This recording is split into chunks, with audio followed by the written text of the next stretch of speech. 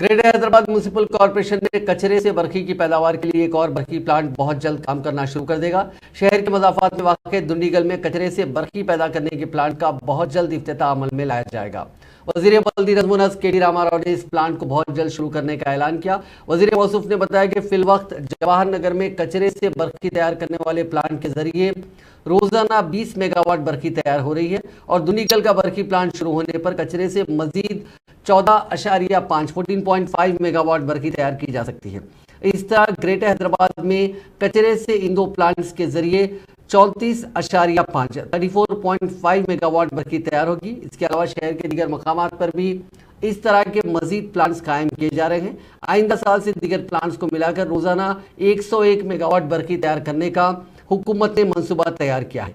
ओहदेदारों के मुताबिक greater Hyderabad municipal corporation से फिल वक्त रोजाना 7,500 मीट्रिक टन कचरा निकलता है, जिनमें दुंडीगल बरखी प्लांट में बरखी की पैदावार के लिए 1500 मीट्रिक टन कचरे की जरूरत पड़ेगी। शहर के दीगर मकामात याचारम, बीबी नगर और एक मकाम पर 3 प्लांट्स के जरिए 77 मेगावाट बरखी पैदा करने का निशाना मुकर्रर किया गया है। ये तमाम प्लांट्स दिसंबर 2024 तक काम करना शुरू कर देंगे।